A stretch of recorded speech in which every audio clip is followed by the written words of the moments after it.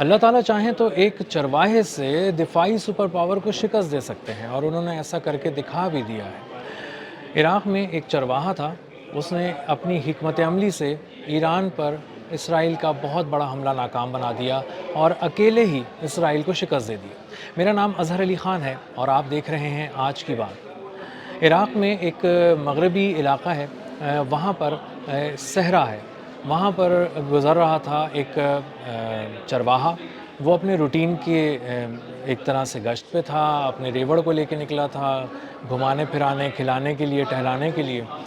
اور وہ جب وہاں سے گزرا تو اس نے بہت دور دیکھا کہ کچھ غیر معمولی سی حرکت ہو رہی ہے جو اس سے پہلے اس نے اس صحرا میں نہیں دیکھی تھی۔ وہ تھوڑا قریب گیا تو اس کو اندازہ ہوا کہ یہ غیر معمولی نقل و حرکت فوجی نقل و حرکت ہے،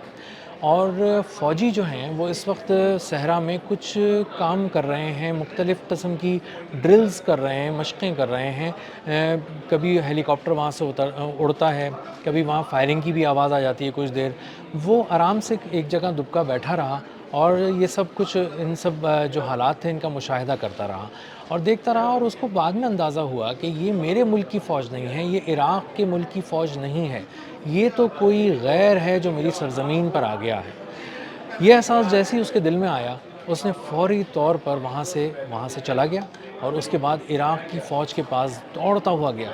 اور اس نے عراق کی فوج سے کہا کہ میں نے صحرا میں کچھ ایسے فوجی دیکھے ہیں جو آپ جیسے نہیں ہیں، مجھے لگتا ہے کہ یہ غیر ملکی فوجی ہیں جو ہماری سرزمین پہ اتر گئے ہیں، اور شاید آپ کو اس کا علم نہیں ہے۔ عراق کی فوج کے فوراً ماتھا اس کا ٹھنکا اور اس نے کہا کہ یہ تو کوئی بہت بڑا خطرہ ہے جو ہمارے ملک کے اندر آ چکا ہے اور ہمیں اس کا علم ہی نہیں ہے۔ عراق کی فوج فوری طور پہ اس نے دیکھا کہ ہم پہلے جا کے دیکھتے ہیں کہ یہ ہو کیا رہا ہے، لیکن اسرائیل جو بہت ہی بڑے پیمانے پہ سرویلنس کا نظام لے کر اس صحرا میں بیٹھا ہوا تھا، اس نے بہت دور سے دیکھ لیا کہ تھوڑے سے فوجی آ رہے ہیں اور یہ دیکھنے کے لیے آ رہے ہیں کہ اس صحرا میں کیا ہو رہا ہے۔ انہوں نے کوشش کر کے وہاں پہ فائرنگ کی، غیر معمولی قسم کی بمباری کی صحرا کے اندر، اور ان فوجیوں کو نشانہ بنایا۔ ایک عراقی فوجی جان سے چلا گیا اور باقی زخمی ہوئے، اور کسی طرح زخمی فوجی جب واپس پہنچے کیمپ، تو بیس کیمپ پہنچنے کے بعد انہوں نے اپنی ملٹری کو بتایا کہ اسرائیل کی فوج مکمل طور پر ہمارے اس صحرا کے قریب آ چکی ہے، وہاں پر اپنے کیمپ گاڑ چکی ہے اور وہاں پہ اپنے آپریشنز وہاں سے شروع کر رہی ہے، جاری رکھے ہوئے ہے، اور یہ تو بہت ہی غیر معمولی نوعیت کی ملٹری موومنٹ ہے۔ اس کے بعد عراق کی فوج نے اس کو مزید اسٹڈی کیا، اس کو مزید دیکھا، اور اس کے بعد اس نے اپنی گورنمنٹ کو بتایا، اور اس گورنمنٹ کے بعد اس نے شور مچایا اس کی گورنمنٹ نے، اور اس کے بعد دنیا بھر کے اداروں کو بتایا کہ اسرائیل نے ان کے ملک میں دراندازی کی ہے اور ان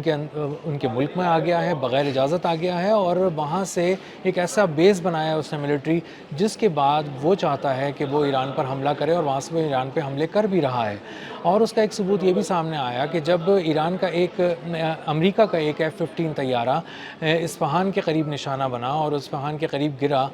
تو اس کے بعد اسرائیل نے امریکہ کو وہاں پہ گرنے والے پائلٹ کی تلاش کے لیے اور اس کو ریسکیو کے لیے مدد کی آفر کی، اور کہا کہ ہمارا جو عراق میں ہم نے ایک بیس بنایا ہے، خفیہ بیس بنایا ہے، بغیر کسی کو دنیا کو بتائے بیس بنایا ہے، وہاں سے ہم اپنے کچھ سرویلنس ڈرون اڑاتے ہیں اور ان کو اس سے ڈھونڈتے ہیں، اور اپنے کچھ فوجی بھی وہاں سے بھیجتے ہیں ہم ہیلی کاپٹرز کے ذریعے اور ویسے طیاروں کے ذریعے، اور وہاں پہ ہم آپ کی مدد کرتے ہیں اور دیکھتے ہیں کہ ہم وہاں سے آپ کے امریکی جو پائلٹ ہے اس کو کیسے واپس لا سکتے ہیں۔ لیکن امریکہ نے بظاہر جو رپورٹس آ رہی ہیں یہ مدد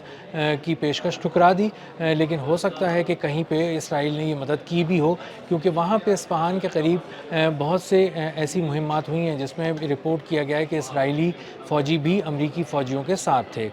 اب ہوا یہ کہ جب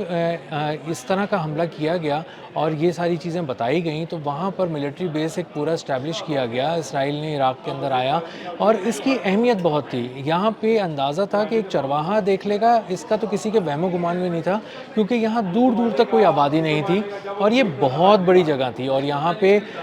آرام سے اپنے آپریشنز اسرائیل کر سکتا تھا۔ اسی لیے اسرائیل نے آ کے یہاں پہ خفیہ اڈہ بنایا، اور خفیہ اڈہ بنانے کے بعد اسرائیل نے اس بات کو انشور کیا کہ یہاں پہ قریب کوئی نہ آئے، اس لیے بہت ہی غیر معمولی قسم کا جاسوسی کا نظام، سرویلنس کا نظام اور اس طرح کا نگرانی کا ایک نظام بچھایا۔ لیکن وہ ایک چرواہے سے مار کھا گیا، اس کو اندازہ نہیں تھا کہ بھیڑ بکریاں چرانے والا ایک چرواہا وہاں آئے گا اور کہیں سے چھپ کر، کیونکہ اس کی اپنی زمین تھی، اس کو پتا تھا کہ میں کس طرح اپنے آپ کو کیموفلاج کر کے تھوڑا سا دیکھ سکتا ہوں، نگرانی کر سکتا ہوں اور اس کے بعد میں اپنی فوج کو بتا سکتا ہوں۔ ایک چرواہے سے اسرائیل کی جدید ترین جو ملٹری تھی وہ بھی مار کھا گئی، جدید ترین ساز و سامان تھا وہ بھی مار کھا گیا، اور جدید ترین جو جاسوسی کا نظام تھا جو چپے چپے پہ نظر رکھا ہوا تھا وہ ایک چرواہے کو نہیں دیکھ سکا، اور ایک چرواہے نے یہ ساری بازی پلٹ کر رکھ دی اور ساری بساط جو وہاں بچھائی گئی تھی، خفیہ بساط جو اسرائیل نے بچھائی تھی، اس کو تلپٹ کر دیا، الٹا پلٹا دیا۔ عراق کے مغرب میں واقع یہ صحرا جو ہے وہ دریائے فرات کے قریب بھی ہے، اس سے تھوڑا فاصلے پہ دریائے فرات بھی ہے، اور وہاں پہ اس کی ایک الگ ہی اہمیت ہے، اور اس کے ساتھ ساتھ شام اور اردن کی جو سرحد ہے جس سے قریب میں صحرا ملتے ہیں وہ بھی قریب تھا۔ اب یہاں پہ قائم کرنے کا مقصد یہ تھا کہ اردن میں بھی امریکہ غیر معمولی اپنی جو موجودگی ہے،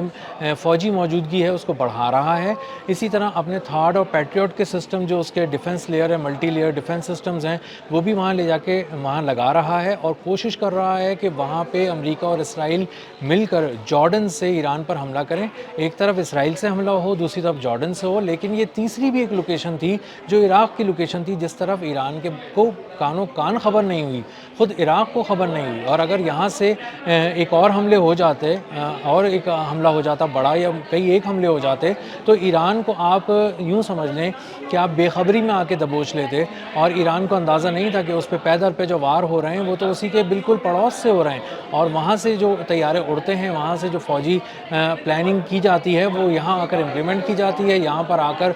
اس کو آف لوڈ کیا جاتا ہے، ساری چیزوں کو نشانہ بنایا جاتا ہے، اس کے بہت ساری کی ایسٹس کو، اور اس کے بعد وہ طیارے جہاں چلے جاتے ہیں، ایران کو یہ لگتا تھا کہ وہ شاید دور چلے جاتے ہیں، کسی مشرق وسطیٰ کی بیس چلے جاتے ہیں، لیکن وہ عراق چلے جاتے تھے، وہ اس کے بالکل برابر میں چلے جاتے تھے، فیول بھی کم لگتا تھا، وقت بھی کم لگتا تھا، فوراً آتے تھے، جلد از جلد اس کو نشانہ بناتے تھے، پریسیجن کے ساتھ نشانہ بناتے تھے اور واپس پلٹ کر چلے جاتے تھے۔ تو اس وقت عراق کی سرزمین بہت گرم تھی، جارڈن کو بھی انہوں نے بہت گرم کیا، اور اپنی موجودگی کو امریکہ اور اسرائیل نے بڑھایا، اور اگلا حملہ اب جو ایران کے بارے میں سیز فائر ناکام اگر ہو جاتا ہے، سیز فائر مؤثر نہیں رہتا کسی صورت میں، کچھ ایسا ہو جاتا ہے، تو اگلی جو پلاننگ امریکہ اور اسرائیل کی نظر آ رہی ہے وہ یہ ہے کہ وہ کریں گے اردن سے وار، اور اردن کی زمین سے وار کریں گے، کیونکہ وہاں وہ اپنا defence multi layer defence system لے جا چکے ہیں، اور اسی طرح اپنے F-16 کو امریکہ اسرائیل میں تعینات کر چکا ہے اور اسرائیل سے بھی حملہ کر سکتا ہے۔ تو اردن اور اسرائیل میں کی طرف سے ایک ساتھ حملہ ہو سکتا ہے، اور اس سے ایران کو ایک بہت بڑا نقصان پہنچانے کی پلاننگ کی گئی ہے۔ لیکن جب قسمت کو کچھ اور منظور ہوتا ہے، اللہ تعالیٰ چاہیں تو ایک چرواہے سے ایک دفاعی سپر پاور کو شکست دے سکتے ہیں، اور انہوں نے ایسا کر کے دکھا دیا۔ ایک عراقی چرواہے نے اپنی سمجھداری سے، اپنی دانائی سے ایک دفاعی سپر پاور اسرائیل کو شکست دی۔ وہ اپنا تمام اکوپمنٹ لا کے، اپنی تمام ملٹری بیس بنا کے، اس نے کچھ بھی نہیں کیا، ایک گولی چلائے بغیر، صرف ایک اطلاع دے کر اس پوری ملٹری بیس کو تہس نہس کر دیا، برباد کر دیا، اور وہاں سے اب عملی طور پہ آپریشنز نہیں ہو سکتے، کیونکہ ایران کی اس پہ نظر ہے، اور اگلا میزائل ایران کا وہیں آ کے گرے گا، اور یہ بات اب چونکہ اسرائیل سمجھ چکا ہے، لہٰذا اب وہ عراق کے کسی صحرا میں قائم اپنی عارضی خفیہ ملٹری بیس جو دراندازی کر کے بنائی گئی تھی عراق میں، وہاں سے اب حملہ نہیں کر سکے گا۔ اور یہ کہانی بتاتی ہے کہ کس طرح ایک عام سے چرواہے نے اللہ تعالیٰ کی مدد سے ایک دفاعی سپر پاور کو ناکام بنا دیا، اور اس کی بچھائی ہوئی فوجی بساط الٹ کر رکھ دی۔ اب تک کے لیے اتنا ہی، ملتے ہیں اگلے ولاگ میں کسی نئے خبر، نئے تجزیے اور نئے زاویے کے ساتھ۔ اللہ حافظ۔